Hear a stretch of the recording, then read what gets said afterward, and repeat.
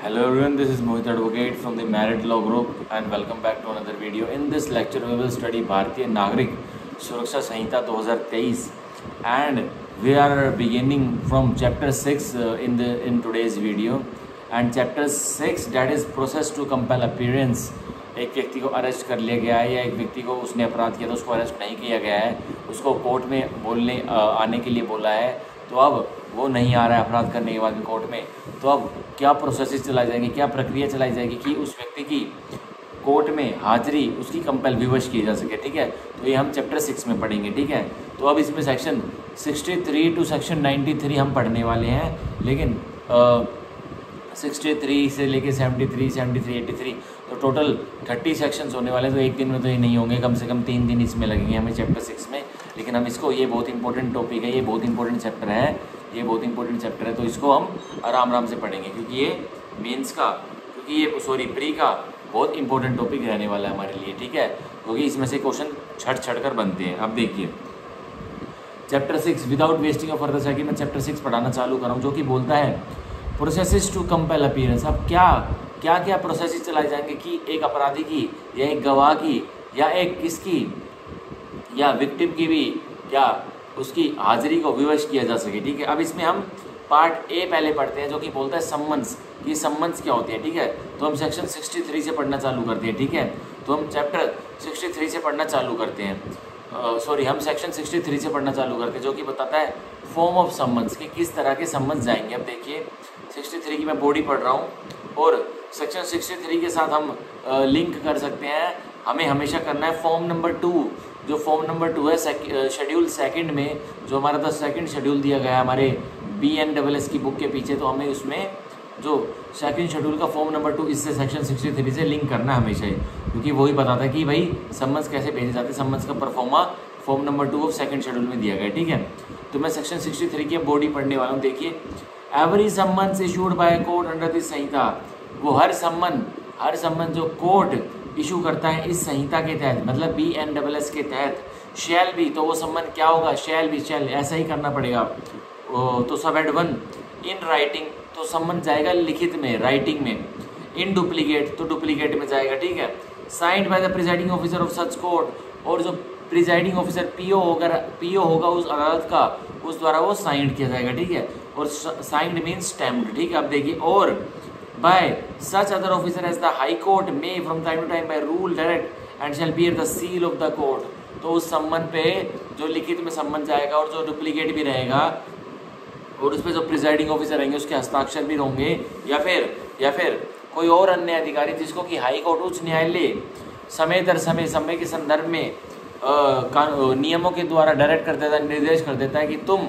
इस सम्मन पर साइन करोगे तो वह कर देगा। और देखिए and shall bear the seal of the court, और उस हर एक सम्मन पर, एवरी सम्मन पर शैल मैंडेटरी है क्या, मोहर, जो कोर्ट की अदालत की मोहर होती है, सील होती है, वो तो लगेगी। ठीक है, और सब एट 2 अब देखिए इन एन एनक्रिप्टेड और any other form of electronic communication. अब ये हमारा सब एट 2 जो सेक्शन 63 का है, ये नया ऐड किया गया है BNSS में, हमारा पहले ये CRPC में नहीं था। देखिए क्या कह रहा है, इन एन एनक्रिप्टेड, एक बिल्कुल ही गोपनीय, एनक्रिप्टेड मतलब जहाँ सीक्रेसी पूरी गोपनीय हो। अब देखिए और any other form of electronic communication, या कोई और अन्य फॉर्म है जो कि इलेक्ट्रॉनिक कम्युनिकेशन के इलेक्ट्रॉनिक माध्यम की फॉर्म है, उसमें भी भेजा जा सकता है सम्मन। And shall bear the image of the seal of the court, पर उस जब वो इलेक्ट्रॉनिक माध्यम से भेजा जाएगा सम्मन, तो उस पर सील, एक इमेज होनी चाहिए जो कि क्या दर्शाएगी कि हाँ इस सम्मन पर कोर्ट की, अदालत की जिसने ये सम्मन भेजा है उसकी सील लगी होनी चाहिए। ठीक है, और डिजिटल सिग्नेचर, या जज साहब के डिजिटल सिग्नेचर उस पर लगे होने चाहिए। ठीक है, उस सम्मन पर। तो ये हमारा हुआ सेक्शन 63 भारतीय नागरिक सुरक्षा संहिता का पूरा, जो कि हमें इसमें सब एट 2 हमें यहाँ नया देखने को मिला है, और इस सब एट 2 से हमें,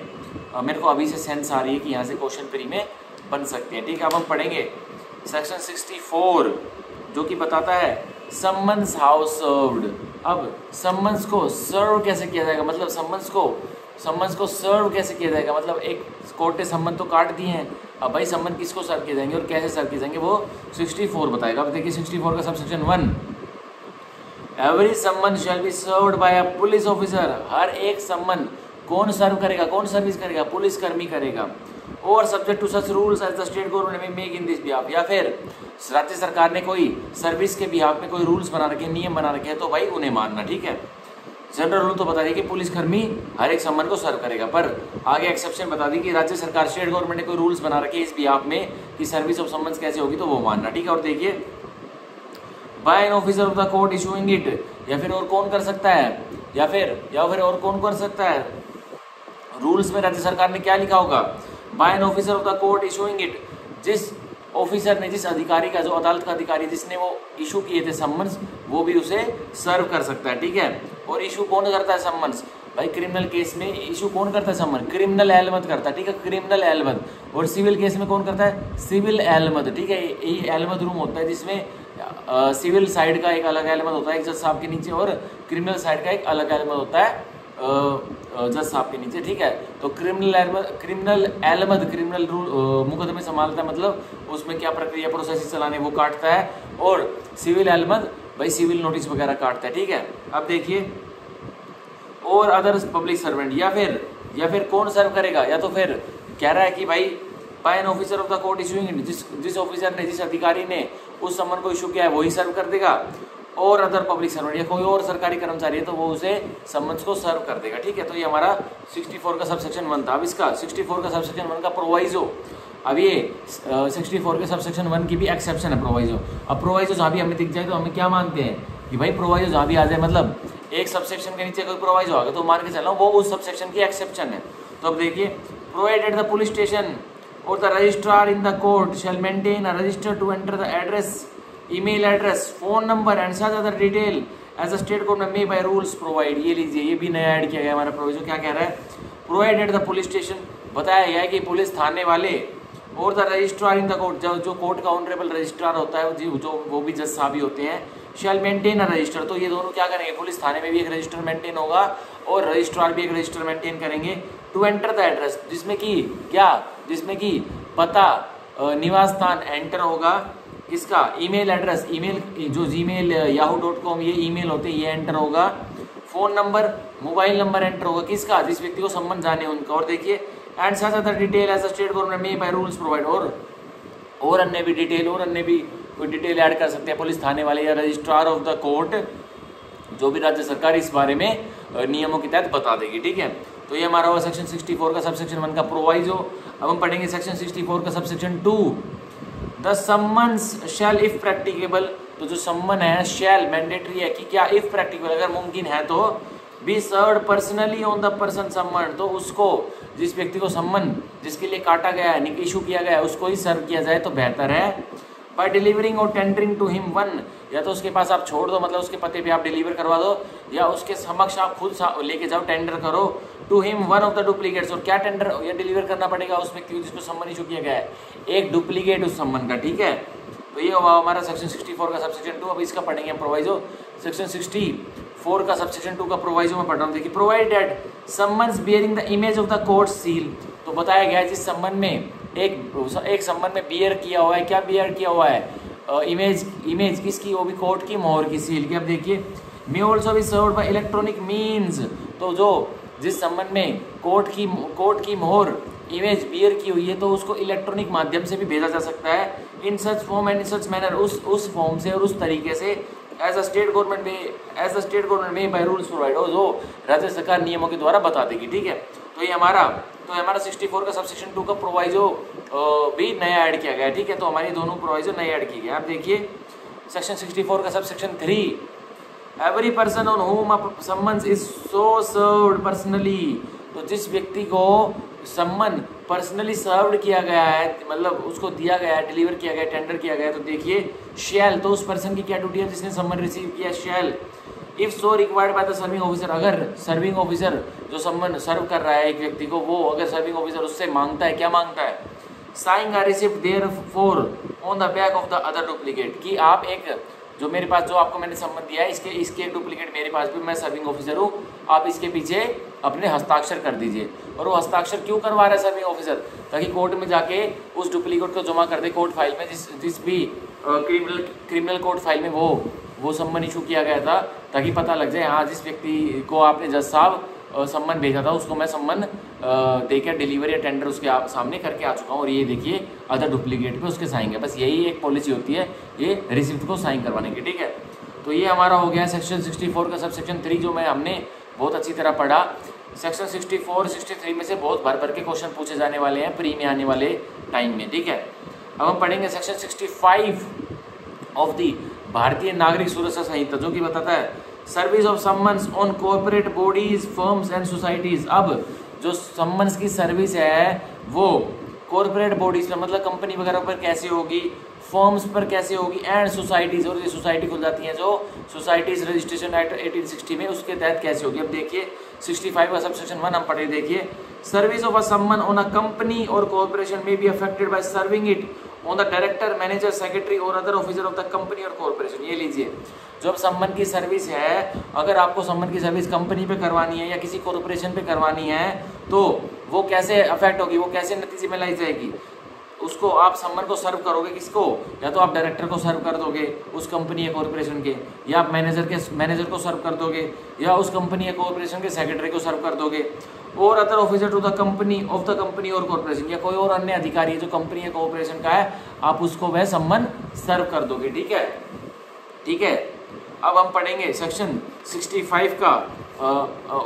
65 का सब सेक्शन 1 का लेटर पार्ट, जो कि पेज फ्लिप करके आया, देखिए। और by letter send by registered post address to the director manager secretary और other officer to the company और कॉर्पोरेशन इन इंडिया, या एक कंपनी और कॉर्पोरेशन पे आपने सम्मन सर्व करना है तो कैसे करेंगे, letter send by registered post, आप एक पत्र सेंड कर देंगे और वो रजिस्टर्ड पोस्ट मतलब डाक द्वारा होना चाहिए, और वो किसको एड्रेस करोगे आप, मतलब जो टू में रिसीवर में 2 में एड्रेस लिखते हैं ना, फ्रॉम तो हम नीचे लिख देते हैं लेटर के, और टू में किसका नाम होगा, उस कंपनी या कॉर्पोरेशन के डायरेक्टर का, मैनेजर का, सेक्रेटरी का, या एनी अदर ऑफिसर या कोई और अधिकारी है उस कंपनी का या कॉर्पोरेशन का, और वो इंडिया में ही होना चाहिए, तो उसको लेटर से कर दोगे, ठीक है। In which case the service shall be deemed to have been affected when the letter would arrive in ordinary course of post. तो जैसे ही लेटर अपने रोजमर्रा की जिंदगी में डाक द्वारा डायरेक्टर, मैनेजर, सेक्रेटरी और अदर ऑफिसर उस कंपनी कॉर्पोरेशन तक पहुंच जाएगा तो मान लिया जाएगा कि सर्विस सम्मन्स की अफेक्ट हो चुकी है, मतलब परिणाम में आ चुके हैं, नतीजा निकल चुका है, ठीक है। तो ये था हमारा सेक्शन 65 का सब सेक्शन 1। अब हम पढ़ेंगे सेक्शन 65 के सब सेक्शन 1 की एक्सप्लेनेशन, स्पष्टीकरण। देखिए क्या कह रहा है, इन this section company means a body corporate. तो इस सेक्शन में, इस धारा में, सेक्शन 65 में बता रखा है कि कंपनी क्या होती है। कंपनी का मतलब है एक बॉडी कॉर्पोरेट एंड कॉर्पोरेशन, और corporation means an incorporated company or other body corporate registered under companies act 2013 or society registered under societies act 1860। तो हमारे सीआरपीसी में क्या बताया गया था कि कंपनी क्या होती है, वेदर इनकॉर्पोरेटेड और नॉट, पर इसमें साफ बता दिया है कि एक कंपनी का मतलब होगा बॉडी कॉर्पोरेट और एंड कॉर्पोरेशन, और वो क्या होगा, मतलब उनका मीन्स एंड इनकॉर्पोरेटेड, मतलब वो कंपनी और कॉर्पोरेशन रजिस्टर्ड होनी चाहिए, और किसके तहत रजिस्टर्ड होनी चाहिए, अंडर द कंपनीज एक्ट 2013 और a society registered under the societies registration act 1860 के तहत वह रजिस्टर्ड होनी चाहिए, ठीक है। तो ये हमने पढ़ लिया हमारा 65 का सब सेक्शन 1 की एक्सप्लेनेशन। अब पढ़ेंगे सेक्शन 65 का sub section 2, service of summons on a firm or other association of individual may be affected by serving it on any partner of such firm or association. अब बता रहा है किसी firm पे या अदर एसोसिएशन पे आपको सम्मन्स की सर्विस करनी है तो वो कैसे होगी, आप उसको अफेक्ट करोगे कि उस सम्मन्स को आप सर्व करोगे on any on any partner, आप उस फर्म के या फिर उस एसोसिएशन के किसी भी पार्टनर को सम्मन्स सर्व कर दोगे, ठीक है। और by letter send by registered post address to such partner, या आप सम्मन्स उसमें एक लेटर में डाल के, एक पत्र में डाल के उस व्यक्ति को भेज दोगे जिसको आपको सम्मन भेजना था, ठीक है। एड्रेस टू सच पार्टनर, जिसको आपको सम्मन्स भेजने थे। In which case the service shall be deemed to have been affected when the letter would arrive in the ordinary course of post. और मान लिया जाएगा कि सर्विस अफेक्ट हो गई है जैसे कि letter ordinary course of post के दौरान उस फर्म और एसोसिएशन में डिलीवर हुआ, तो मान लिया जाएगा कि सर्विस भी अफेक्ट हो चुकी है, ठीक है, मतलब नतीजे में आ चुकी है। तो ये था हमारा सेक्शन 65 जो कि हमने बहुत अच्छी तरह पढ़ा। अब हम पढ़ेंगे सेक्शन 66। आप जो ये चैप्टर 6 मेरे साथ आप पढ़ लोगे ना आज, तो मैं गारंटी के साथ यकीन दे रहा हूँ इतने भर भर के क्वेश्चन इन्हीं में से पूछे जाते हैं, क्योंकि ये हमारा फाउंडेशन है। अब वो आपसे कॉन्सेप्चुअल क्वेश्चन तो पूछेंगे, लेकिन वो जो हम मेंस में के टॉपिक में पढ़ेंगे उनमें पूछेंगे। जो मैंने अपना सीआरपीसी का रजिस्टर बनाया है उसमें मैं थोड़े टेक्निकल चेंजेस करूँगा, उसमें से ही पूछेंगे। और क्या करेंगे वो नहीं तो ये स्टार्टिंग के जो स्टार्टिंग के जो चैप्टर्स होते हैं ना, चैप्टर जो इन्वेस्टिगेशन वाले और सम्मन उम्मन वाले, अरेस्ट वाले, इन्हीं में से पूछते हैं, मेरी मानना, ठीक है। मैंने बहुत क्वेश्चन देखे ऐसे। अब देखिए हम पढ़ेंगे section 66, service when person summoned can not be found. तब सर्विस कैसे होगी जब जिस व्यक्ति को सम्मन भेजा जाना है और वो उस व्यक्ति के पास सर्विंग ऑफिसर चला भी गया है और वो व्यक्ति जिसको सम्मन लेना है वो मिलता ही नहीं है। तो देखिए यह 66 में रूल्स बताए गए। ये आम तौर की जिंदगी पर यह बहुत होता है। देखिए अब मैं बताता हूँ 66 की बॉडी, वेयर द पर्सन सम्मन can not by the exercise of due diligence be found. अब जिस व्यक्ति को सम्मन किया गया है वो व्यक्ति जिसको सम्मन देना है, एक कोर्ट के ऑफिसर ने या पुलिस ऑफिसर ने, वो बिल्कुल भी मतलब पुलिसकर्मी या फिर वो व्यक्ति, वो कोर्ट का ऑफिसर जो इशू कर रहा है वो उसको सम्मन सर्विस करने गया है पूरी ड्यू डिलिजेंस के साथ, मतलब हर जगह ढूंढने के बाद भी वो व्यक्ति जिसको सम्मन की सर्विस होनी है वो नहीं मिलता है। तो देखिए the summons may be served by leaving one of the duplicates for him with some adult member of his family residing with him. ये लीजिए बहुत बड़ा टेक्निकल चेंज है। सीआरपीसी में ओनली मेल अडल्ट मेंबर था, पर अब इसमें BNSS में क्या आ गया है, अब कोई भी अडल्ट मेंबर उसकी फैमिली का है, चाहे वो मेल है चाहे फीमेल है, ठीक है। अब दोबारा पढ़ते हैं, the summons may be served, तो सम्मन किसको सर्व किए जाएंगे, by leaving one of the duplicates, उस व्यक्ति के लिए जिसको सम्मन सर्व किए जाने वो मिलता नहीं, फाउंड नहीं होता है ड्यू डिलिजेंस के बाद भी, तो उसके लिए एक डुप्लीकेट उसके लिए उसके घर पे छोड़ दिया जाएगा। और किसको दे दिया जाएगा, with some adult member of his family residing with him, एक ऐसे मेंबर को, एक ऐसे सदस्य जो कि जिसको सम्मन देना है उसकी फैमिली का है, अडल्ट फैमिली मेंबर है, मतलब वो सबसे बुजुर्ग फैमिली मेंबर है उस व्यक्ति का जिसको सम्मन देना है और वो व्यक्ति सम्मन देने वाला मिल नहीं रहा है, ठीक है। फैमिली रिजाइडिंग विद हिम, और वो अडल्ट फैमिली मेंबर उसके साथ रोजमर्रा की जिंदगी में रहना चाहिए। मतलब वो ये नहीं है कि भाई जो इसको सम्मन दिया गया है वो बैचलर है, वो मुंबई में अकेला रहता है, तो 1-2 दिन के लिए उसके पापा उसके पास रहने के लिए आ गए और कोर्ट के ऑफिसर ने उसके पापा को सम्मन पकड़ा कर चले गए। नहीं, ऐसा नहीं होता है। वो अब प्रॉपर सर्विस, गुड सर्विस नहीं मानी जाएगी। क्यों नहीं मानी जाएगी, क्योंकि वो 1-2 दिन के लिए उसके लिए मिलने आए थे बस, अब आप सम्मन दोगे तो उसको ही दोगे, ठीक है। अब ये कह रहा है and the person with home the सम्मन इज सो लेफ्ट, और जिस व्यक्ति अडल्ट फैमिली मेंबर के पास सम्मन लेफ्ट किया जाता है, shall if so required by the serving officer, तो शैल मैंडेटरी उस व्यक्ति के लिए, अडल्ट फैमिली मेंबर के लिए, कि अगर सर्विंग ऑफिसर मांगता है उनसे, क्या मांगता है, sign a receipt therefor on the back of the other duplicate, कि वो अडल्ट फैमिली मेंबर उस व्यक्ति जिसको सम्मन डिलीवर करना है पर वो व्यक्ति ड्यू डिलिजेंस से मिलता नहीं है, मतलब पर्सनल सर्विस करने के लिए, तो अब अडल्ट फैमिली मेंबर डुप्लीकेट पे जो वो सम्मन सरकारी कर्मचारी कोर्ट का सम्मन लेके आया है उसको साइन करने के लिए बोलेगा, तो उस अडल्ट फैमिली मेंबर को करना पड़ेगा साइन उस डुप्लीकेट की बैक पर, ठीक है। ये रिसिप्ट होगी, ठीक है। अब देखिए अब हम पढ़ेंगे सेक्शन 66 की एक्सप्लेनेशन, स्पष्टीकरण। देखिए a servant is not a member of the family with in the meaning of this section. अब ये हमारा बहुत ही PTE एग्जाम का बहुत ही हॉट क्वेश्चन है। क्या, a servant is not a member of the family, एक नौकर, घर का नौकर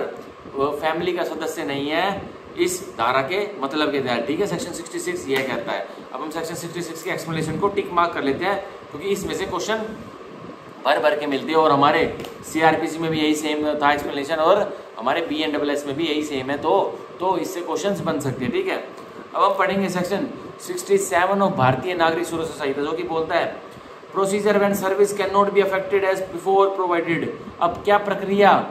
फॉलो की जाएगी जब जो ऊपर वाले सेक्शंस में सर्विस बता रखा है कि ऐसे होगी, नहीं मिलता तो फैमिली अडल्ट मेंबर के पास होगी, तो अब अगर ये सारी प्रक्रिया भी फेल हो जाती है तो क्या प्रक्रिया चलाई जाएगी, वो हम 67 में रूल्स पढ़ेंगे। अब देखिए, if service can not by the exercise of due diligence be effected as provided in section 64, 65, 66। अब जो एक व्यक्ति को जिसको सम्मन काटना है उस व्यक्ति को सर्विस की नहीं जाती, और कैसे की नहीं जाती, जैसे सेक्शन 64 ने बोला, सेक्शन 65 ने बोला और सेक्शन 66 ने बोला, तो क्या होगा देखिए, the serving officer shall affix one of the duplicates of the सम्मन, तो जो सर्विंग ऑफिसर है वो चस्पा कर देगा, वो एक सम्मन की कॉपी उस जिस व्यक्ति को सम्मन डिलीवर करना है उसके घर पर चिपका देगा, फिक्स कर देगा, ठीक है, चस्पा कर देगा। One of the duplicates of the summons, और सम्मन्स की नकल चिपका देगा, ठीक है, to some conspicuous part of the house, और कहाँ चिपकाएगा, जिस व्यक्ति को सम्मन भेजा मतलब डिलीवर करना था उस व्यक्ति के घर पर ही चिपका देगा, चस्पा कर देगा, पेश कर देगा, फिक्स कर देगा। और कहाँ पर, कॉन्स्पिशियस पार्ट, जो पार्ट उस व्यक्ति को उस व्यक्ति का घर का जो पार्ट है वो सबको आराम से दिख जाए ऐसी जगह, ठीक है, जहाँ आमतौर पर नजर जाती है उसके घर के पार्ट के ऊपर। अब देखिए, or home state in which the person someone ordinary reside, या उसके घर पर जहाँ वो व्यक्ति ऑर्डिनरी रिजाइड करता है, and thereupon the court after making such inquiries as it, और अगर अफिक्स हो गया है वो समन डुप्लीकेट में उसके घर पर कॉन्स्पिशियस पार्ट पर, तो कोर्ट भाई उस इस मुताबिक इंक्वायरी करते हुए, मतलब क्या वो अफिक्स हुआ है नहीं भी हुआ इस बारे में अपनी मतलब इंक्वायरी करते हुए क्या करेगी, may either declare the summons has been duly served, या तो कोर्ट अदालत डिक्लेयर कर दे कि हाँ भाई अफिक्स हो गया, चस्पा हो गया है, जिस व्यक्ति को सम्मन भेजना है उसके घर पे कॉन्स्पिशियस पार्ट पे हमारे सर्विंग ऑफिसर ने चस्पा कर दिया है, तो ये क्या डिक्लेयर कर देगी कोर्ट, क्या घोषणा कर देगी कि हाँ भाई सम्मन सर्व हो गए हैं। और order fresh service in such manner as it considered proper, या फिर क्या डिक्लेयर कर देगी इंक्वायरी करने के बाद कोर्ट क्या घोषणा कर देगी कि भाई नहीं सर्विस नहीं हुई थी, चस्पा आपने मैंने इंक्वायरी बैठा ली नहीं किए, हम दोबारा एक फ्रेश सम्मन का ऑर्डर कर रहे हैं, ठीक है, in such manner as it considered proper, और उस तरीके से अब वो फ्रेश सम्मन होगा जिस तरीके से कोर्ट उचित समझती है, ठीक है। तो ये हमारा सेक्शन 67 ऑफ द BNSS। तो इसमें जो वर्ड अफिक्स है उसको आप अंडरलाइन कर लीजिए और कॉन्स्पिशियस पार्ट को अंडरलाइन कर लीजिए, ठीक है, ताकि अलग से ध्यान रहेगा, ठीक है। और डिक्लेयर को अंडरलाइन कर लीजिए और ड्यूली सर्व्ड को अंडरलाइन कर लीजिए और फ्रेश सर्विस को अंडरलाइन कर लीजिए, ताकि जब हम आगे क्विकली BNSS के सारे सेक्शंस को पढ़ेंगे बाद में जब पेपर का टाइम आएगा तो हमें तुरंत सारा सेक्शन पढ़ने की जरूरत ना पड़े, हम बस इन वर्ड्स को पढ़ें और समझ जाए कि लेजिस्लेचर की क्या फीलिंग्स है, ठीक है।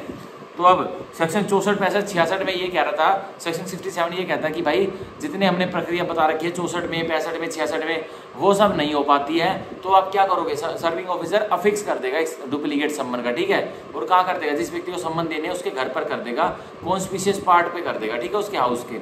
और तो फिर कोर्ट डिक्लेयर कर देगा या तो भाई सम्मन्स की सर्विस हो चुकी है, या फिर क्या डिक्लेयर कर देगा, क्या घोषणा कर देगा कि फ्रेश सम्मन्स की सर्विस दोबारा करवाई जाए, ठीक है। तो ये था हमारा सेक्शन 67 ऑफ BNSS। अब हम पढ़ेंगे सेक्शन 68 ऑफ BNSS, जो कि कहता है सर्विस ऑन गवर्नमेंट सर्वेंट। अब सरकारी कर्मचारी, सरकारी नौकर पर कैसे सर्विस होगी है हमें 68 बताता है। अब देखिए 68 का सबसेक्शन 1, वेयर द पर्सन सम्मन is in the active service of the government. अब जो व्यक्ति जिसको सम्मन भेजा गया है वो मौजूदा एम्प्लॉयमेंट में है, और किसकी, सरकार की। The court issuing the summon shall ordinary send it in duplicate to the head of the office. अब जो कोर्ट उस सरकारी कर्मचारी को जो अभी मौजूदा सरकार में कार्यरत है उस एम्प्लॉय को, तो क्या करेगी कोर्ट, क्या करेगी, जो कोर्ट इशू सम्मन कर रही है शैल ऑर्डिनरी सेंड इट डुप्लीकेट, तो वो कोर्ट आमतौर पर डुप्लीकेट में उस सम्मन को सेंड करेगी और किसको भेजेगी, head of the office in which such person is employed, उस सरकारी कर्मचारी जिसमें वो कार्यरत है उसके हेड को भेजेगी, ठीक है। मान के चलिए कोई कर्मचारी जिस पर केस डला है वो है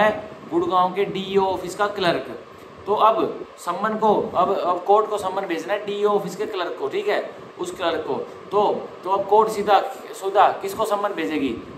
भेजेगी डुप्लीकेट में, उस DEO ऑफिसर को भेज देगी, डिस्ट्रिक्ट एजुकेशन ऑफिसर को भेज देगी। अब डिस्ट्रिक्ट एजुकेशन ऑफिसर क्या करेगा, आगे पढ़ते हैं, and such head shall thereupon cause the summon to be served in the manner provided by section 64। और फिर वो उस डिपार्टमेंट का, सरकारी डिपार्टमेंट का जो हेड होगा, मुखिया होगा, वो उस सम्मन की सर्विस कैसे करेगा, जो सेक्शन 64 में बताया गया है, ठीक है, जो हमने सेक्शन 64 अभी पीछे से अभी 10-15 मिनट पहले पढ़ा था, ठीक है, मतलब 64 के तहत होगी, ठीक है। आप देखिए आगे, अब आगे क्या कह रहा है, and shall return it to the court under his signature with endorsement required by that section. और सेक्शन 64 में, अब जब सेक्शन 64 में कोर्ट ने एक मान के चलिए कोर्ट ने एक कर्मचारी जो कि सरकारी डिपार्टमेंट में एक्टिवली कार्यरत है उसको सम्मन भेज दिया, उसको सम्मन भेजना है, पर उसको सम्मन नहीं भेजा जाएगा, उसके हेड ऑफ द डिपार्टमेंट को भेजा जाएगा। अब वो हेड ऑफ द डिपार्टमेंट जैसे सेक्शन 64 में बता रहे हैं कि सर्विस कैसे होगी, उसकी तरह उस अपने कर्मचारी पर सर्विस करेगा। और अब क्या बोला गया है, and shall return to the court, और वो सरकारी कर्मचारी फिर कोर्ट को रिटर्न करेगा डुप्लीकेट, उसके साइन करवा के under his signature with endorsement required by that section. और किसके सिग्नेचर के तहत, उस कर्मचारी के सिग्नेचर लेके हेड की डिपार्टमेंट होगी कि वो डुप्लीकेट को कोर्ट में पहुंचवा दे, ठीक है। ये हमारा सेक्शन 68 का सबसेक्शन 1 कहता है, ठीक है। तो उसका लेटर पार्ट एक बार दोबारा पढ़ लेते हैं, ये थोड़ा कंफ्यूजिंग था, दोबारा पढ़ लेते। देखिए सेक्शन 68 के सबसेक्शन 1 का लेटर पार्ट में पढ़ रहा हूँ, and such head shall thereupon cause the summons to be served और फिर वो मुखिया है, जो सरकारी दफ्तर का मुखिया है, वो क्या करेगा, cause the summons to be served. अब वो कोज करवाएगा कि सम्मन सर्व हो जाए, किस पर हो जाए, उस कर्मचारी पर जो उसके डिपार्टमेंट में नीचे काम कर रहा है उससे, in the panel provide by section 64, और उस कर्मचारी पर जो उसके डिपार्टमेंट में काम कर रहा है और इसकी तरह जो सेक्शन 64 में मैनुअल प्रोवाइड है उसकी तरह तरीके से उस हेड उसको जूनियर को अपने जो उसके ऑफिस में कार्य करता है ऐसे सम्मन को सर्विस करवाएगा, ठीक है। And shall return to the court under his signature, और जो ये हिज सिग्नेचर है ये कौन है, ये हेड नहीं है, ये वो व्यक्ति है जो कि एक्टिव एम्प्लॉयमेंट में था, ठीक है, आप लिख भी सकते हैं जो कि एक्टिव एम्प्लॉयमेंट में था, ठीक है। तो ये कह रहा है and shall return it to the court, और फिर वो जो मुखिया है उस सरकारी कर्मचारी का वो क्या करेगा, रिटर्न कर देगा सम्मन को डुप्लीकेट पे साइन करवा के उस सरकारी कर्मचारी को जिसको कोर्ट ने सम्मन भेजा है, अंडर हिज सिग्नेचर, किसके सिग्नेचर, उस सरकारी कर्मचारी के सिग्नेचर जिसको सम्मन दिया गया है, with the endorsement required by that section, और विद द एंडोर्समेंट कौन करेगा भाई, हस्ताक्षर तो वो व्यक्ति करता है जिसको सम्मन भेजा गया है, और विद द एंडोर्समेंट, ये विद द एंडोर्समेंट कौन करेगा, ये वो हेड ऑफ द डिपार्टमेंट करेगा। तो आप इसमें विद द एंडोर्समेंट में आप एरो लगा के लिख सकते हैं, ये हेड ऑफ द डिपार्टमेंट ये एंडोर्समेंट करके भेजेगा कोर्ट को जिसने सम्मन इशू किया, ठीक है। तो ये हमारा होता है सेक्शन 62 का सबसेक्शन 1, सॉरी सेक्शन 68 का सबसेक्शन 1 हम पढ़ेंगे, सेक्शन 68 का subsection 2, such signature shall be evidence of due service. अब जो सिग्नेचर वो सरकारी कर्मचारी जिसको हेड ने सर्विस करवाई है सेक्शन 64 के माध्यम के तहत, प्रावधान के तहत, तो उस सरकारी कर्मचारी जो कि एक एक्टिव एम्प्लॉयमेंट में है सरकारी दफ्तर में, तो उस हेड की सिग्नेचर यहाँ पे एविडेंस नहीं होंगे, लेकिन उस व्यक्ति जिसको कोर्ट ने सम्मन भेजा था, और कोर्ट को सम्मन भेजना था एक सरकारी दफ्तर में एक कर्मचारी के पास, और उस कर्मचारी को ना भेज के कोर्ट ने भेज दिया उस सरकारी दफ्तर के हेड के पास, तो कह रहा है हेड तो एंडोर्समेंट लिखेगा कि भाई मैंने सेक्शन 64 के तहत अपने जूनियर को सर्विस करवा दी थी, पर अब जो एविडेंस रहेगा जब वो जूनियर उस डुप्लीकेट पे साइन करके एक्नॉलेजमेंट दे देगा और तो वो कोर्ट में जमा करवा देगा वो हेड, तो अब उस सरकारी कर्मचारी को जिसको सम्मन भेजा गया था ना, उसका वो सिग्नेचर, उसका वो हस्ताक्षर गवाही होगी कि हाँ भाई जो सम्मन है डुप्लीकेट में उस व्यक्ति तक डिलीवर हो चुका है, ठीक है। तो ये क्या रहा है सेक्शन 68 का subsection 2, such signature shall be evidence of due service, जो उस सरकारी कर्मचारी जो एक सरकारी दफ्तर में कार्यरत है उसका वो सिग्नेचर हस्ताक्षर एक ड्यू सर्विस की भाई सर्विस हो चुकी है उस सरकारी कर्मचारी को, उसका एविडेंस रहेगा, सबूत रहेगा, ठीक है। तो ये हमारा होता है सेक्शन 68 भारतीय नागरिक सुरक्षा संहिता का पूरा। अब हम पढ़ेंगे सेक्शन 69 ऑफ भारतीय नागरिक सुरक्षा संहिता, जो कि बोलता है service of summons outside local limits. अब सम्मन्स की सर्विस होनी और कहाँ पर होनी है, लोकल लिमिट्स के बाहर, मतलब गुड़गांव का कोर्ट है, और गुड़गांव का कोर्ट अब सम्मन्स की सर्विस कहाँ करवाता है, फरीदाबाद, सॉरी गुड़गांव का कोर्ट है, गुड़गांव का कोर्ट सम्मन्स की सर्विस कहाँ कराएगा, दिल्ली में करवाएगा। तो हमें वो 69 में रूल्स देखने के लिए मिलेंगे, ठीक है। तो सेक्शन 69 की body, when a court desires that a summons issued bye it shall be served at any place outside its local jurisdiction। जब कोर्ट क्या करता है, जब अदालत इच्छा जाहिर करता है, जब कोर्ट की डिजायर है कि वो क्या करेगा, डेट अ सम्मन इशूड बाय इट, जो सम्मन उस कोर्ट ने इशू किए हैं, शैल be served at any place, कि वो सर्व किए जाएं किसी भी जगह पर, मतलब उसकी लोकल जुरिडिक्शन से बाहर, at any place outside it's local jurisdiction, मतलब जो उसका क्षेत्रफल है उसकी जुरिडिक्शन से बाहर। अब मतलब मान के चलिए एक गुड़गांव का कोर्ट है, गुड़गांव का जज साहब है, उसकी जुरिडिक्शन कहाँ पे है, उसकी जुरिडिक्शन तो भाई गुड़गांव के एरिया में, गुड़गांव डिस्ट्रिक्ट में है। तो अब यही कह रहा है कि भाई गुड़गांव के जज साहब को दिल्ली में सम्मन भिजवाने हैं, तो वो भिजवा सकता है। देखिए कैसे भिजवाएगा, shall ordinary send such summons in duplicate to the magistrate within whose local jurisdiction the person summoned resides. तो अब जो मैजिस्ट्रेट साहब है, जो गुड़गांव के मैजिस्ट्रेट साहब उनको दिल्ली में सम्मन्स भिजवाने थे, तो वो सीधा उसके घर पे नहीं भिजवा देंगे उस कोर्ट के अफसर को कि सम्मन लेकर डुप्लीकेट में उसके घर पे ले आओ, नहीं। अब दिल्ली की जुरिडिक्शन में वहाँ जो वो जो व्यक्ति जिसको सम्मन भेजा जाना है गुड़गांव के जज साहब द्वारा, तो दिल्ली की जुरिडिक्शन में जहाँ वो व्यक्ति रहता है उसके मैजिस्ट्रेट साहब के पास, उसके कोर्ट में वो गुड़गांव का कोर्ट सम्मन भेजेगा, ठीक है। और टू बी देयर सर्व्ड, और फिर वो दिल्ली वाले मैजिस्ट्रेट के पास गुड़गांव वाले मैजिस्ट्रेट का सम्मन चला जाएगा, और फिर वो दिल्ली वाले मैजिस्ट्रेट MM साहब, मेट्रोपॉलिटन मैजिस्ट्रेट साहब, अब तो MM साहब BNSS ने खत्म कर दिया, लेकिन वो दिल्ली वाला मैजिस्ट्रेट फिर उस व्यक्ति को जो दिल्ली की जुरिडिक्शन में रहता है वो गुड़गांव वाली कोर्ट का सम्मन सर्व करवा देंगे, ठीक है। खुद तो क्या करेंगे जज साहब, वो अपने किसी ऑफिसर को भेज देंगे जो उनका तामिल ब्रांच का ऑफिसर होगा, ठीक है। ये हमारा हुआ सेक्शन 69। मतलब इसमें हमें सेक्शन 69 में section 69 B and double S में हमें क्या देखने को मिला कि भाई गुड़गांव के कोई जज साहब है, जुडिशियल मैजिस्ट्रेट है, उनको सम्मन भेजना है एक दिल्ली के व्यक्ति के पास। तो अब गुड़गांव के जो जज साहब है वो अपने एक कोर्ट के अधिकारी को नहीं भेज देंगे डायरेक्ट कि जाओ उस दिल्ली के व्यक्ति के पास आप सम्मन दिया हो, नहीं, ऐसा नहीं होगा। जो गुड़गांव के जज साहब है अब पता लगाएंगे कि वो दिल्ली का जो व्यक्ति जिसको सम्मन जाने वो कौन से कोर्ट की जुडिक्शन में रहता है। तो फिर वो जिस व्यक्ति पता लग जाए कि मान के चलिए वो व्यक्ति दिल्ली के द्वारका कोर्ट की जुडिक्शन में रहता है, तो अब सम्मन जो गुड़गांव के जज साहब है वो द्वारका कोर्ट में भिजवा देंगे तामिल ब्रांच में, ठीक है। अब वहां से फिर वो सम्मन वो मजिस्ट्रेट साहब उस व्यक्ति को जो दिल्ली में रहता है द्वारका जुडिक्शन में वहां भिजवा देंगे, ठीक है। ये हमें सेक्शन 69 देखने को मिलता है, ठीक है, जो हमें बोलता है लेजिस्लेचर। अब हम पढ़ेंगे सेक्शन 70 ऑफ भारतीय नागरिक सुरक्षा संहिता, जो कि बहुत इंपॉर्टेंट है। अब देखिए प्रूफ ऑफ सर्विस, अब क्या सबूत रहेगा कि सर्विस एक सम्मन की हुई है या नहीं हुई। देखिए इन सच केसेस, उन मुकदमों में, and when serving officer not present, और उन मुकदमों में जहां सर्विंग ऑफिसर प्रेजेंट नहीं है। मतलब जो 69 में भाई गुड़गांव के कोर्ट ने दिल्ली में सम्मन भेजे एक व्यक्ति को सम्मन सर्व करवाने के लिए। अब दिल्ली के कोर्ट ने कौन से सर्विंग ऑफिसर से वह सम्मन की सर्विस करवाई है, तो भाई गुड़गांव के कोर्ट में उसका क्या सबूत रहेगा, तो वो सेक्शन 70 बताता है। और वो दिल्ली का जो अधिकारी जो सर्विंग ऑफिसर है वो गुड़गांव के कोर्ट में प्रेजेंट थोड़ी होगा, वो अपने दिल्ली के कोर्ट के काम संभाल रहा होगा। तो यही कहता है सेक्शन 70 की क्या वो कार्ड बता रहा है सेक्शन 69 का। जो सर्विंग ऑफिसर दिल्ली वाला था वो द्वारका जुडिक्शन में जो व्यक्ति रहता था जिसको सम्मन भेजा गया था उसको सर्व कराया, लेकिन अब भाई सर्विस हो गई है तो उसने गुड़गांव के कोर्ट में भिजवा दिया उस दिल्ली वाले मैजिस्ट्रेट ने। तो अब यही कह रहा है कि भाई क्या सबूत रहेगा उस सर्विस का, ये हमें सेक्शन 70 में देखने को मिला। हम पढ़ेंगे सेक्शन 70 का sub section 1, when a summons issued by a court is served outside it's local जुडिक्शन, जब एक सम्मन इशू होता है कोर्ट के द्वारा और वो सर्व होता है उस कोर्ट की क्षेत्रफल से बाहर, ठीक है। आप देखिए and in any case where the officer who has served a summons is not present at the hearing of the case, और इस मुकदमे में जिस मुकदमे में सम्मन भेजा गया था उस मुकदमे की दोबारा से तारीख आ गई है, और जिस व्यक्ति ने हु हैज सर्व्ड द सम्मन is not present at the hearing of the case, जिस व्यक्ति ने वो सम्मन सर्व किए थे उस लोकल जुडिक्शन के बाहर, वो व्यक्ति वो सर्विंग ऑफिसर अवेलेबल नहीं है केस की सुनवाई में। तो देखिए क्या होगा, an affidavit purporting to be made before a magistrate, तो एक शपथनामा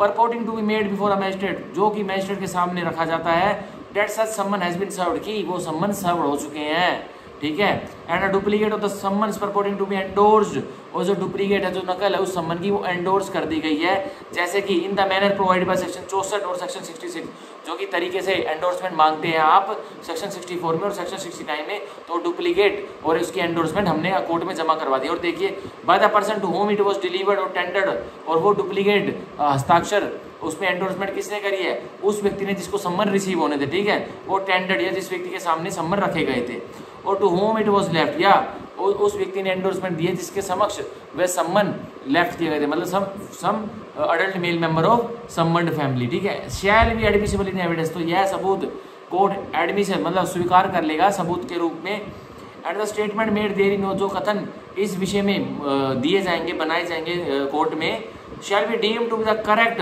तो वो सही माने जाएंगे, अनलेस एंड अनटिल वो विपरीत माने जा सकते हैं। एक्सेप्शन क्या है, द कंट्री इज प्रूव्ड, कोई विपरीत हालात साबित कर दिए जाते हैं, कोई रिबटल कर दिया जाता है तो वो विपरीत हालात कोर्ट साबित कर लेगा, कोर्ट क्या करेक्ट मान लेगा, सही मान लेगा, ठीक है। तो ये था हमारा सेक्शन 70 का क्लोज 1। ये आपको समझ में नहीं आया तो मैं आपको मोटा मोटा ऊपर से बता देता हूँ कि भाई गुड़गांव के कोर्ट ने एक सम्मन भेजे दिल्ली के कोर्ट को, ठीक है, क्योंकि दिल्ली के कोर्ट को क्यों सम्मन भेजे, क्योंकि एक गुड़गांव के कोर्ट को एक व्यक्ति को सम्मन करना जो कि द्वारका कोर्ट की जुडिक्शन के नीचे रह रहा है, मतलब अंतर्गत रह रहा है, तो अब उसको डायरेक्टली भेज नहीं सकते क्योंकि 69 ने BNSS ने बैन किया हुआ है, बाहर लगाई हुई है। तो गुड़गांव का कोर्ट पहले द्वारका कोर्ट के तामिल ब्रांच में मैजिस्ट्रेट साहब के पास सम्मन भेजेगा। अब तो वहाँ के जो मैजिस्ट्रेट साहब है वो एक सर्विंग ऑफिसर को भेजेंगे और वो द्वारका वाले व्यक्ति को सम्मन डिलीवर करवाएंगे। अब सम्मन डिलीवर करवाएंगे तो क्या होगा, अब वो जो सर्विंग ऑफिसर है जैसे सर्विस करके आएगा वो डिलीवर करेगा, टेंडर करेगा या वो लेफ्ट करके आएगा उस व्यक्ति जिसको सम्मन डिलीवर करने उसके घर पे, तो वो द्वारका कोर्ट वाला जो सर्विंग ऑफिसर वो भागा भागा गुड़गांव कोर्ट में नहीं आएगा जिस दिन उसकी अगली सुनवाई की तारीख होगी। वो क्या कर देगा, उस एंडोर्समेंट को या तो वो एंडोर्समेंट भेज देगा कि हाँ भाई जज साहब के पास, गुड़गांव के जज साहब के पास, हाँ सर वो व्यक्ति मिल गया था और मैंने सम्मन कर दिया, उसके साइन भी रहे, ठीक है, उसके हस्ताक्षर रहे जिसको आपने सम्मन के लिए बोला था, ठीक है। या फिर एंडोर्समेंट नहीं करेगा तो अपना एक, अगर भाई वो व्यक्ति द्वारका वाले सर्विंग ऑफिसर की एंडोर्समेंट नहीं कर रहा कहने पर, तो क्या होगा, वो व्यक्ति जो सर्विंग ऑफिसर है वो एक एफिडेविट भिजवा देगा डुप्लीकेट के साथ। क्या कहेगा उसमें कि सर मैं द्वारका कोर्ट का सर्विंग ऑफिसर बोल रहा हूँ, इस लेटर में मैं ये लिखना चाहता हूँ कि मैंने जो आपने गुड़गांव वाले जज साहब आपने जो सम्मन हमें द्वारका कोर्ट में भेजे थे, हमने उसके घर गए थे, उसने या तो ये लेने से मना कर दिए या ले भी लिए तो उसने हस्ताक्षर नहीं किए, और मैं ये एफिडेविट अपने पूरे सच्चे होशोवास में और सच्ची बातों पर लिख रहा हूँ। तो ये एक वैलिड करेक्ट मान लिया जाएगा। जज साहब जो गुड़गांव वाले जज साहब है, ये बात उस सर्विस ऑफिसर की करेक्ट मानेंगे, ठीक है। और कब तक करेक्ट मानेंगे, जब तक कि जो व्यक्ति जिसको सम्मन होने हैं और वो जब तक कि कॉन्ट्रेरी प्रूफ, विपरीत हालात प्रूफ साबित नहीं कर देता, जब तक जज साहब इसको प्रिज्यूम कर लेंगे, डीम्ड कर लेंगे कि ये बात, ये एफिडेविट या ये जो एंडोर्समेंट है ये ट्रू है, ये करेक्ट है, ठीक है। तो ये हमारा हुआ सेक्शन 70 का सबसेक्शन 1। अब हम पढ़ेंगे सेक्शन 70 का subsection 2। The affidavit mention in this section, जो ऊपर सेक्शन 70 के सबसेक्शन 1 में जो एफिडेविट शपथनामा मेंशन कर रखा है उसी के बारे में बात हो रही है। सबसेक्शन 2 में देखिए, the affidavit mention in this section may be attached to the duplicate of the summons. ये चीज़ जो मैंने बात सेक्शन 70 के सबसेक्शन 1 में बता दी, वही बात सेक्शन 70 के सबसेक्शन 2 में ये बता रहे हैं। क्या बता रहे हैं, the affidavit mention in this section, जो एफिडेविट जो शपथनामा मेंशन किया गया इस सेक्शन में, may be attached to the duplicate, कि वो अटैच्ड उसको चिपका दिया जाए डुप्लीकेट में, जो सम्मन्स का डुप्लीकेट में, of the summons and return to the court, और जिस कोर्ट ने सम्मन्स भेजा था उसके पास वो रिटर्न कर दी जाए, ठीक है। मतलब क्या कहने की कोशिश कर रहा है, गुड़गांव के कोर्ट ने दिल्ली कोर्ट में सम्मन भेजे थे द्वारका कोर्ट में, और द्वारका कोर्ट के सर्विंग ऑफिसर ने उस व्यक्ति के पास सम्मन सर्व करने गए, उसने ले तो लिया पर एक्नॉलेजमेंट रिसिप्ट को साइन नहीं किया। तो अब क्या होगा, वो सर्विंग ऑफिसर एक एफिडेविट उसके डुप्लीकेट के पीछे चिपका के भेज देगा कि मैंने सम्मन्स तो सर्व कर दिए पर इस व्यक्ति ने एंडोर्समेंट नहीं किया, सिग्नेचर नहीं किया है। तो वो क्या होगा, तो वो एफिडेविट का यही मतलब है, ठीक है। वो उस एफिडेविट को वो सर्विंग ऑफिसर अटैच करके भी भेज देगा और रिटर्न कर देगा उस कोर्ट को जिसने सम्मन्स इशू किए थे, ठीक है। तो ये हमारा हुआ सेक्शन 70 का सबसेक्शन 2। हम पढ़ेंगे सेक्शन 70 का सबसेक्शन 3। ऑल सम्मन served through electronic means under section 64 to 71। अब बता रहा गया है हर एक वो सम्मन जो कि इलेक्ट्रॉनिक माध्यम से सर्व किया गया है, और सेक्शन 64 से लेकर सेक्शन 71 के माध्यम, मतलब जो सेक्शन 64 है, सेक्शन 64 टू सेक्शन 71 के द्वारा एक सम्मन सर्व किया गया है और इलेक्ट्रॉनिक माध्यम से किया गया है। देखिए बोथ इंक्लूसिव, तो कह रहा है सेक्शन 64 भी इंक्लूसिव है और सेक्शन 71 भी इंक्लूसिव है। ये मत मानना कि 65 से 70, ये मत मानना, आप मानना 64 to 71, ठीक है। Shall be considered as duly served, तो माने जाएंगे कि वो सम्मन्स ड्यूली सर्व्ड हो चुके हैं, मतलब पूर्ण तरीके से उस व्यक्ति के पास पहुंच चुके हैं जिसको सर्विस होनी थी। And a copy of such summon shall be attested and kept as proof of service of summons. अब जो नकल है, जो कॉपी है उस सम्मन्स की, उसको अटैच कर लिया जाएगा, मतलब जज साहब या कोर्ट के किसी अधिकारी द्वारा अटैच कर लिया जाएगा। And kept as proof of service of summon, और उसको कोर्ट फाइल में, जो कोर्ट की रिकॉर्ड फाइल है, जो कि केस फाइल है, उसमें अटैच कर लिया जाएगा, उसमें सबूत के रूप में रख लिया जाएगा उस अटेस्टेड सम्मन को, ठीक है। ये हमारा कह रहा है सेक्शन 70 का सबसेक्शन 3। तो ये हमारा होता है सेक्शन 70 पूरा। अब हम पढ़ेंगे सेक्शन 71, ठीक है। अब पढ़ेंगे सेक्शन 71 और फिर हम पार्ट बी भी कंटिन्यू कर देंगे। अभी तो 38 मिनट हुए पढ़ाते पढ़ाते। तो जो इसका पार्ट बी है, चैप्टर 6 का पार्ट बी है, जो कि बताता है वारंट ऑफ अरेस्ट, उसको भी हम कंटिन्यू आज कर देंगे, ठीक है। उसको भी आज हम कंटिन्यू कर देंगे। वो आज पूरा तो नहीं हो पाएगा पार्ट बी, लेकिन जितने सेक्शंस हो पाएंगे उसको हम कंटिन्यू कर देंगे। अब देखिए, अब हम पढ़ेंगे सेक्शन 71 ऑफ द BNSS, जो कि बोलता है service of summons on witness. अब गवाहों को सर्विस कैसे होगी, वो सेक्शन 71 में होगी, ठीक है। अब देखिए, अब गवाहों को, जो एक क्रिमिनल केस के भाई गवाह विटनेस होंगे, उनको सर्विस ऑफ सम्मन्स कैसे होगी, वो 71 के तहत होगी। तो ऊपर जो हमने अभी तक पढ़े सेक्शन, जो कि हमने ऊपर तक अभी तक पढ़े, कौन से सेक्शन पढ़े, सेक्शन 63 से लेकर 70 तक, तो क्या वो गवाहों को सर्विस नहीं हो रही थी? ऑब्वियसली वो गवाहों को सर्विस नहीं हो रही थी, वो सम्मन्स जा रहे थे अक्यूज्ड को, अपराधी को, ठीक है। तो आप ऊपर लिख भी सकते हैं 63 से लेकर जो सेक्शन 70 हैं, वो सम्मन्स की सर्विस हो रही थी टू सम्मन्स टू अक्यूज्ड, आप लिख भी सकते हैं, आपके लिए काम आएगा आने वाली लाइफ में, ठीक है। अब हम पढ़ेंगे सेक्शन 70, इसमें स्पेशली लिखा गया है कि सेक्शन 71 में सर्विस ऑफ सम्मन्स होती है इसको, गवाह को, विटनेस को। अब पढ़ते हैं हम सेक्शन 71 का सबसेक्शन 1, ठीक है। आप देखिए,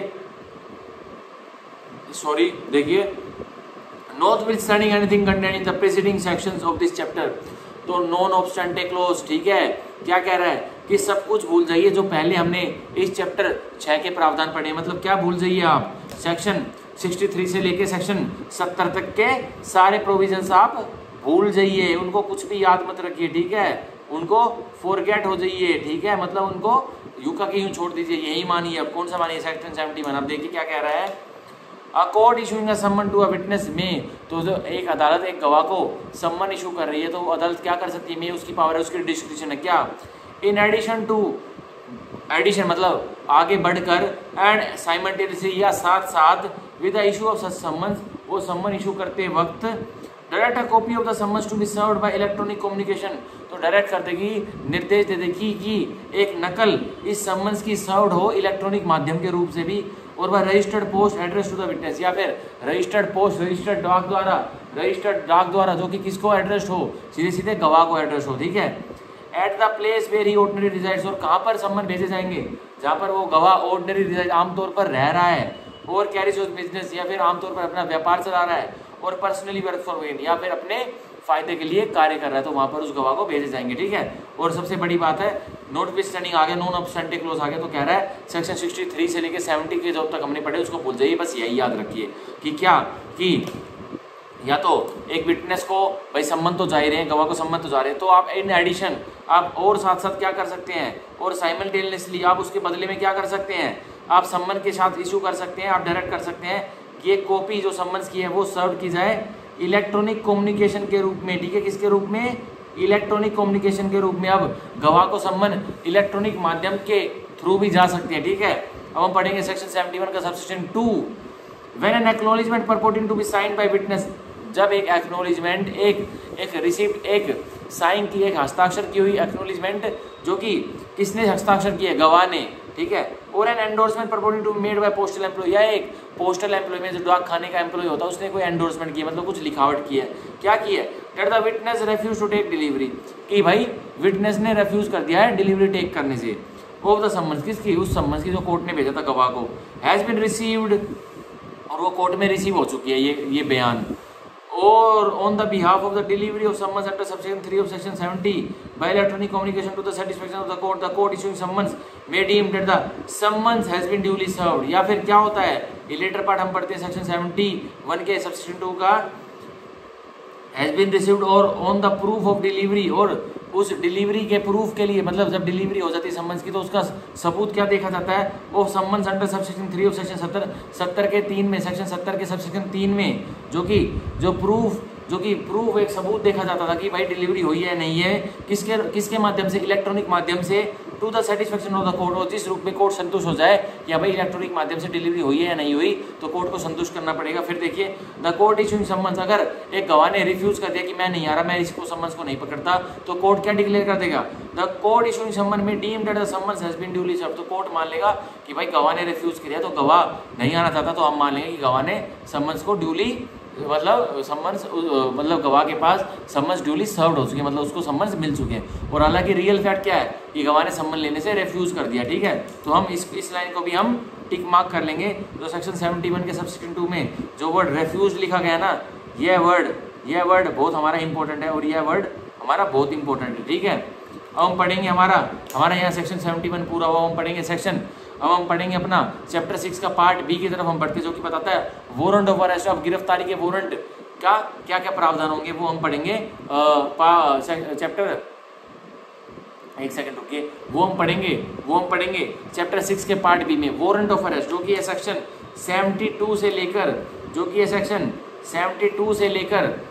एक सेकंड रुकिए, पेज फ्लिप कर लेता हूँ, 83 तक, ठीक है, 72 से लेकर 83 तक, कौन से वारंट ऑफ अरेस्ट, गिरफ्तारी के वारंट इनमें निकलेंगे, ठीक है, कोर्ट निकालेगा। अब देखिए, सॉरी, क्या warrant of arrest police officer निकाल सकता है? मैं आपसे क्वेश्चन पूछ रहा हूँ, कृपया कमेंट करना, क्या एक वारंट ऑफ अरेस्ट एक पुलिस ऑफिसर निकाल सकता है? बताइए। हाँ जी, निकाल सकता है, ठीक है, निकाल सकता है, पर क्या होना चाहिए, वो कॉग्निजेबल केस होना चाहिए, ठीक है। क्या एक वारंट ऑफ अरेस्ट को अगर वो एग्जीक्यूट नहीं हुआ तो क्या पुलिस ऑफिसर उसको कैंसिल कर सकता है? बताइए, नहीं कर सकता। वो वारंट निकाल तो सकता है, वो सम्मन कर तो सकता है, मान के चलिए वो सम्मन कर तो सकता है, सॉरी ये वारंट का केस पूछ लिया मैंने, सम्मन मैजिस्ट्रेट और पुलिस कर्मी कर तो सकते हैं, officer in charge of police station कर तो सकते हैं, पर क्या वारंट ऑफ अरेस्ट को पुलिस कर्मी कैंसिल कर सकता है? कभी नहीं कर सकता। वारंट ऑफ अरेस्ट हमेशा जज साहब के द्वारा ही कैंसिल किया जाता है, ठीक है। तो ये हम एक आउट ऑफ द बॉक्स मैंने बात बताई, ठीक है। अब हम पढ़ेंगे सेक्शन 72 ऑफ द BNSS जो कि बोलता है form of warrant of arrest and duration, क्या तरीका रहेगा गिरफ्तारी के वारंट का और उसकी ड्यूरेशन, उसकी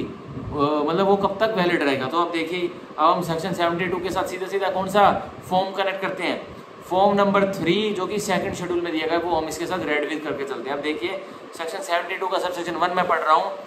every warrant of arrest issued by a court under this संहिता, हर एक गिरफ्तारी का वारंट जो कि एक अदालत ने इशू किया है इस भारतीय नागरिक सुरक्षा संहिता के तहत, शैल बी इन राइटिंग, तो वारंट ऑफ अरेस्ट हमेशा कैसा होगा, राइटिंग में, लिखित में होगा, signed by the presiding officer, और हस्ताक्षर उसके ऊपर होंगे किसके, प्रिजाइडिंग ऑफिसर के, ऑफ सच कोर्ट, किसके, उस अदालत के जिसने की वारंट ऑफ अरेस्ट इशू किया है, and shall bear the seal of the court, और उस वारंट ऑफ अरेस्ट पे जो लिखित पे है उस पे कोर्ट की अदालत की मोहर लगेगी जो उस वारंट ऑफ अरेस्ट को इशू करता है, ठीक है। तो ये था हमारा सेक्शन 72 का सब सेक्शन 1। अब हम पढ़ेंगे सेक्शन 72 का sub section 2। Every such warrant shall remain in force, तो हर एक वह गिरफ्तारी का वारंट बना रहेगा, इन्फोर्समेंट में रहेगा, अनटिल, एक्सेप्शन है, कब एनफोर्समेंट में रहेगा, नहीं रहेगा, it is cancelled by the court which issued it, जिस कोर्ट ने वो वारंट, गिरफ्तारी का वारंट इशू किया था, वही कोर्ट, वही अदालत उसको अगर कैंसिल कर देती है तो वो क्या रहेगा, वो फोर्स में, वो रिमेन इन फोर्स नहीं रहेगा, और अनटिल इट इज एग्जीक्यूटेड, या फिर वो वारंट ऑफ अरेस्ट एग्जीक्यूट ही हो चुका है। एग्जीक्यूट का मतलब होता है एक वारंट ऑफ अरेस्ट निकला था किसी मिस्टर एक्स को पकड़ने के लिए, अब मिस्टर एक्स पकड़ा जा चुका है तो वो वारंट ऑफ अरेस्ट अब क्या फोर्स में, अब वो वारंट ऑफ अरेस्ट अब एनफोर्समेंट में नहीं रहेगा, ठीक है। तो ये था हमारा सेक्शन 72 ऑफ BNSS जो कि हमने पढ़ा। अब हम पढ़ेंगे सेक्शन 73 ऑफ BNSS जो कि बहुत इंपॉर्टेंट है। देखिए, power to take security to be taken, ठीक है, सॉरी सेक्शन 73 की मैं इंडेक्स पढ़ रहा हूँ। Power to direct security to be taken की शक्ति है कि आप निर्देश दे सकते हैं, जज साहब निर्देश दे सकते हैं कि हम वारंट ऑफ अरेस्ट तो दे रहे हैं आपको पुलिसकर्मी साहब, आप इसको एग्जीक्यूट तो करोगे, लेकिन हम साथ में इस वारंट ऑफ अरेस्ट के साथ में एक रकम भी लिख दे रहे हैं, एक राशि भी लिख दे रहे हैं, अगर वो जिसको आप गिरफ्तार करने जा रहे हो वो ये राशि अदा कर देता तो आप उसको छोड़ देना, ठीक है। तो ये सेक्शन 73 BNSS का जो कि बहुत इंपॉर्टेंट है, और इसको हम सेक्शन 73 को हम किसके साथ रेड विद करते हैं, इसको हम करते हैं फॉर्म नंबर 3 जो कि सेकंड शेड्यूल का है। फॉर्म नंबर 3 का सेकंड पार्ट, जो फॉर्म नंबर 3 के सेकंड पार्ट जो कि सेकंड शेड्यूल का, उसके साथ हम रेड विद करते हैं सेक्शन 73 को। अब देखिए हम सेक्शन 73 का सब सेक्शन 1 पढ़ते हैं। Any court issuing a warrant for the arrest, कोई भी अदालत इशू कर रही है एक वारंट, गिरफ्तारी का warrant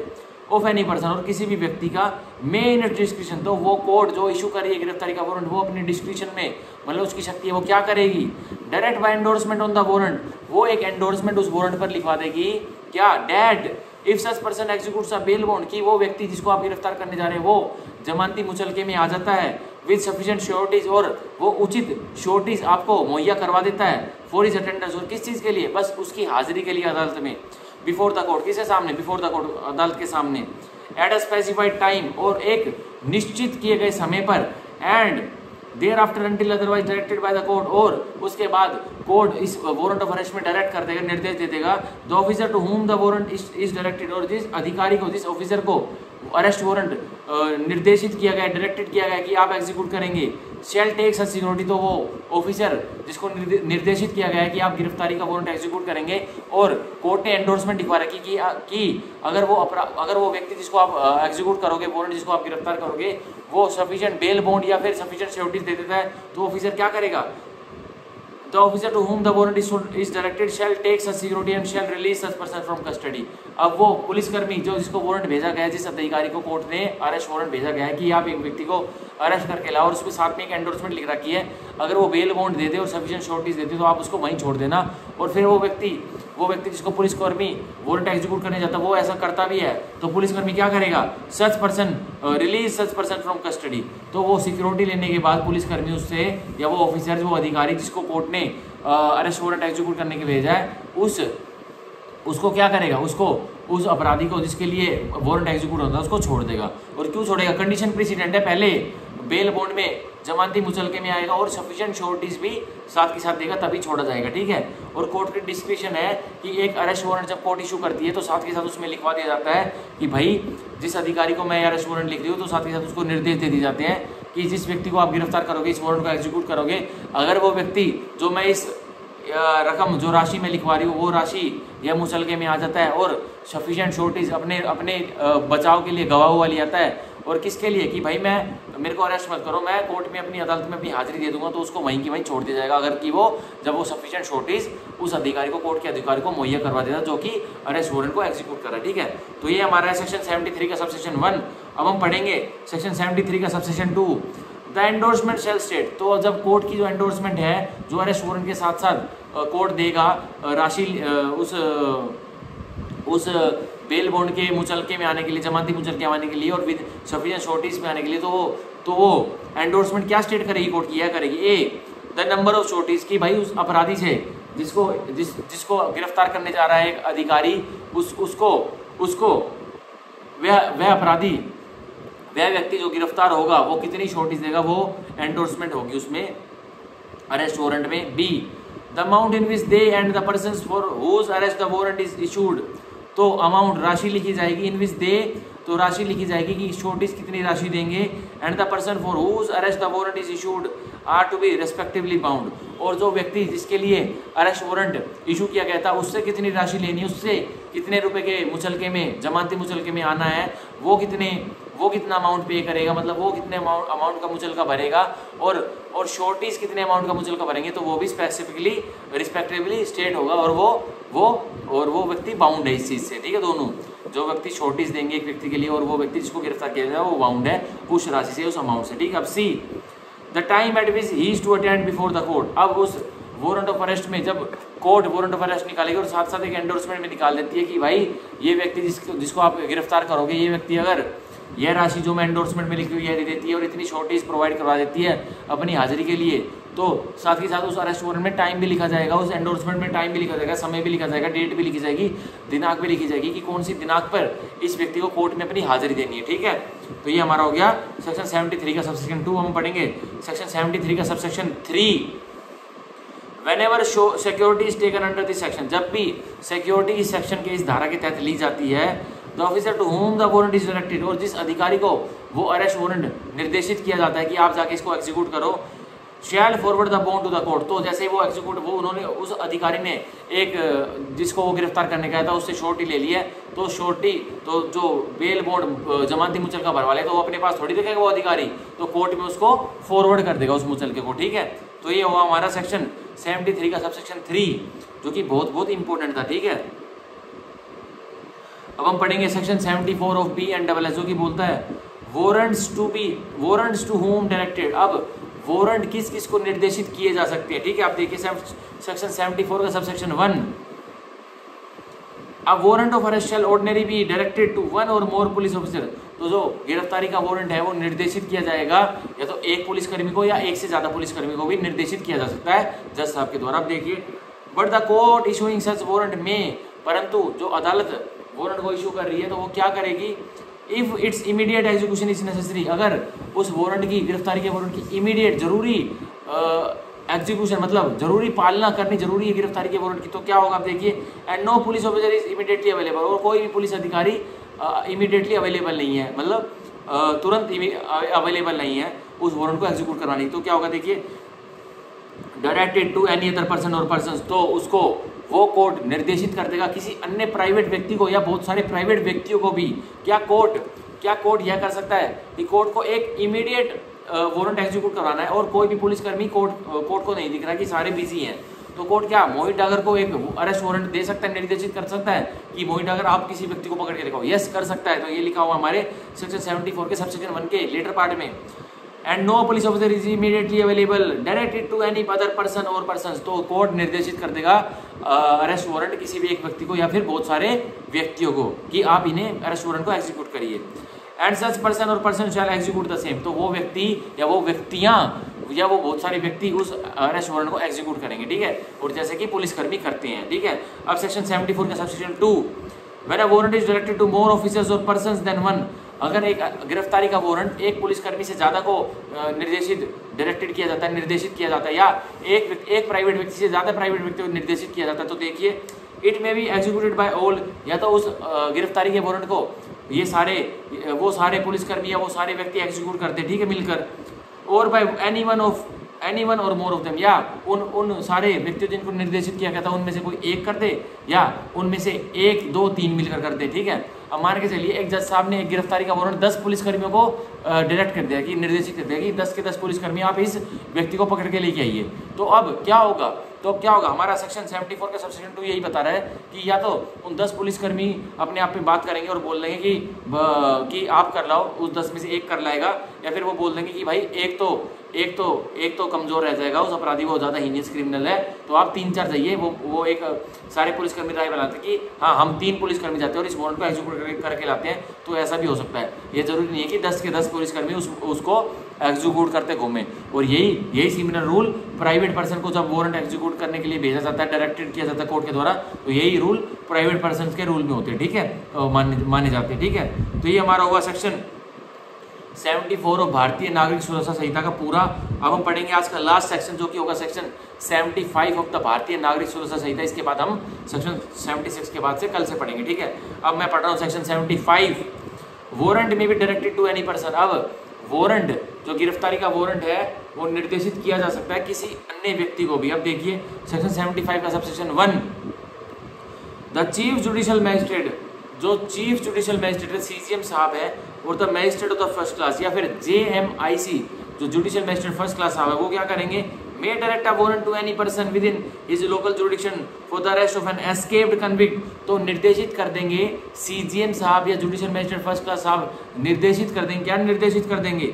a warrant to any person, एक गिरफ्तारी का वारंट किसी और व्यक्ति को निर्देशित कर देंगे कि आप ये वारंट अरेस्ट वारंट लीजिए और क्या करिए आप with in his local jurisdiction for the arrest of any escaped convict, कि उसकी जुडिक्शन के भीतर ही एक CJM साहब चीफ जुडिशियल मैजिस्ट्रेट की जुडिक्शन के भीतर एक व्यक्ति रह रहा है और जुडिशियल मैजिस्ट्रेट फर्स्ट क्लास की जुडिक्शन के भीतर एक व्यक्ति रह रहा है, उसको ये दोनों मैजिस्ट्रेट साहब क्या कर देंगे, वारंट, एक गिरफ्तारी का वारंट डायरेक्ट कर देंगे, निर्देशित कर देंगे कि आप क्या करिए, एक व्यक्ति को पकड़िए जो कि क्या है, एक भगोड़ा कैदी है, मतलब एस्केप्ड कन्विक्ट है, प्रोक्लेम्ड ऑफेंडर, या फिर वो व्यक्ति क्या है, प्रोक्लेम्ड ऑफेंडर है, और of any person who is accused of a non bailable offence, या कोई और व्यक्ति है जो कि एक अक्यूज्ड अपराधी है, उसने एक नॉन बेलेबल अपराध कर रखा है। तो किसी CJM साहब या जुडिशियल मैजिस्ट्रेट फर्स्ट क्लास साहब किसी भी व्यक्ति को ठीक है, direct a warrant to any person में कोई भी व्यक्ति आ सकता है, प्राइवेट व्यक्ति भी या फिर अधिकारी लोग भी, ठीक है। तो क्या होगा, who is accused of any non bailable offence and is awaiting arrest, और वो अपराधी जो उसकी जुडिशियल मैजिस्ट्रेट फर्स्ट क्लास की या फिर चीफ जुडिशियल मैजिस्ट्रेट की एरिया में लोकल जुडिक्शन में रह रहा है, उस एस्केप कन्विक्ट को, प्रोक्लेम्ड ऑफेंडर को, या उस अपराधी को जिसने नॉन बेलेबल ऑफेंस किया है और वो अपनी गिरफ्तारी से बचता हुआ घूम रहा है, उसको आप गिरफ्तार करके लेके आइए, ठीक है। क्या चीफ जुडिशियल मैजिस्ट्रेट साहब, जुडिशियल मैजिस्ट्रेट फर्स्ट क्लास साहब क्या मोहित डागर जो एक प्राइवेट व्यक्ति है उसको एक गिरफ्तारी का वारंट दे सकते हैं, और किस मतलब के लिए दे सकते हैं, निर्देशित कर सकते हैं कि जाओ मोहित डागर साहब आप जाके एक व्यक्ति को जो हमारे कोर्ट की जुडिक्शन में रह रहा है उसको आप जाके गिरफ्तार करके लगाओ, ऑब्वियसली दे सकते हैं। ये हमारे लेजिस्लेचर का सेक्शन 75 का सबसेक्शन 1 BNSS का बोलता है, ठीक है। और फिर मैं जाके उस व्यक्ति को गिरफ्तार कर लाऊंगा और कोर्ट में ले जाऊंगा, तो क्या मेरे ऊपर कोई अपराध लागू हो सकता है, कोई केस हो सकता है, नहीं हो सकता, क्योंकि मेरे को कोर्ट ने निर्देशित किया था, ठीक है। पर रूल ये है कि चीफ जुडिशियल मैजिस्ट्रेट या जुडिशियल मैजिस्ट्रेट फर्स्ट क्लास की जुरिडिक्शन में ही वो प्रोक्लेम्ड ऑफेंडर एस्केप्ड कन्विक्ट या फिर वो नॉन बेलेबल ऑफेंस जिसने अपराधी ने कर रखा है वो रहते हो, ठीक है। क्या चीफ जुडिशियल मैजिस्ट्रेट या जुडिशियल मैजिस्ट्रेट फर्स्ट क्लास जो कि गुड़गांव के हैं वो मेरे को वारंट लेके राजस्थान भेज सकते हैं क्या, कि आप जाके राजस्थान में एक अपराधी हमारे यहाँ अपराध करके भागे तो उसको लेके कभी नहीं भेज सकते, ठीक है। तो उसको तो सिर्फ भेजेंगे, उसको वो करेगा सिर्फ एक पुलिस अधिकारी, ठीक है। प्राइवेट व्यक्ति तो लोकल जुडिक्शन में कर सकता है, ठीक है। अब हम पढ़ेंगे सेक्शन 75 का subsection 2, such person shall acknowledge in writing the receipt of the warrant. तो जिस प्राइवेट व्यक्ति को एक वारंट के लिए भेजा गया तो वो क्या करेंगे, such person shall acknowledge in writing, तो लिखित में एक्नॉलेज कर देंगे, क्या एक्नॉलेज कर देंगे कि हाँ the receipt of the warrant, ठीक है, and shall execute if such person, दोबारा पढ़ता हूँ सेक्शन 75 का subsection 2, such person shall acknowledge in writing, तो वो व्यक्ति जिसको जज साहब ने, चीफ जुडिशियल मैजिस्ट्रेट या जुडिशियल मैजिस्ट्रेट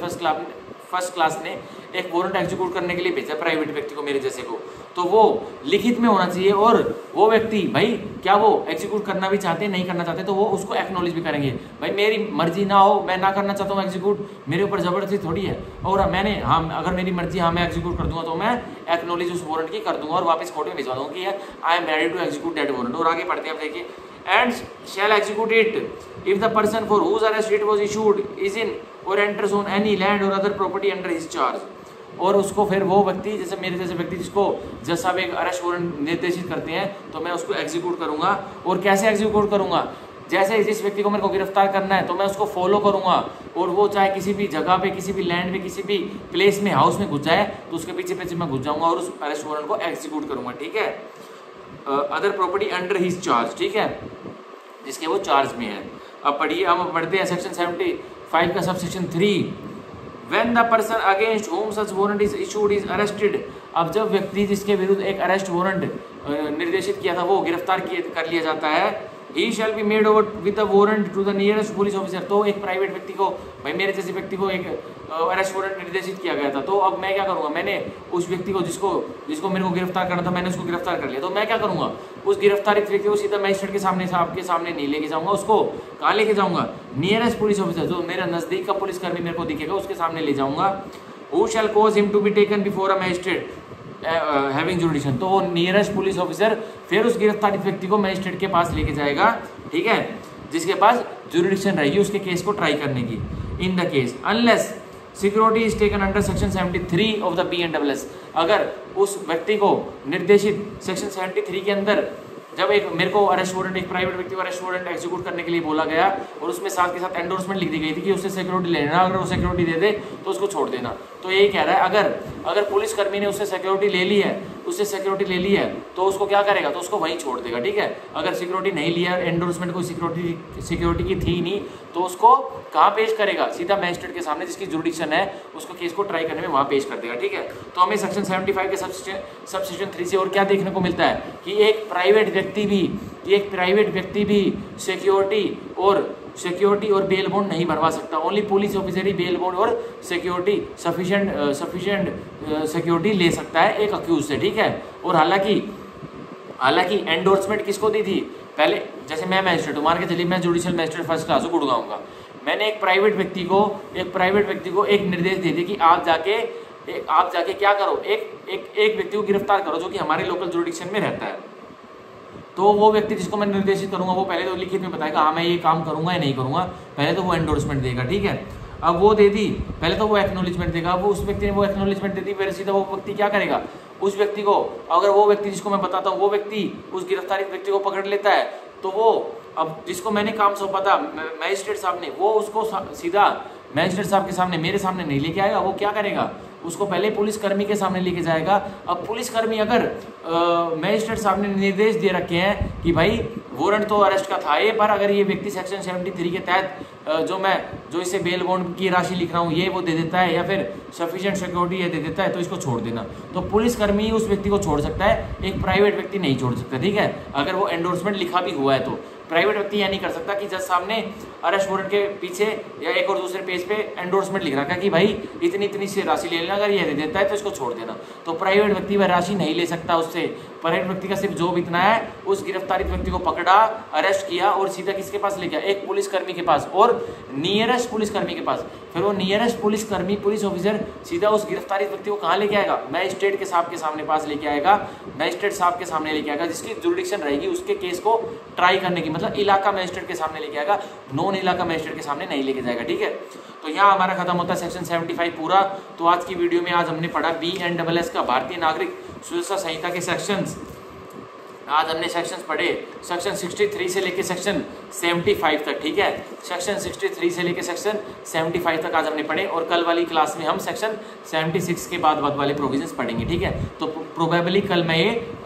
चैप्टर 6 पूरा करवा दूंगा। ठीक है, क्योंकि आज हमने बहुत सारे रैपिडली वे में बहुत सारे प्रोविजंस हमने खींच दिए हैं। ठीक है, तो आज की वीडियो यहीं खत्म होती है, और अब कल की क्लास में हम कल मिलते हैं। तो thank you, bye bye, take care, thank you, bye bye.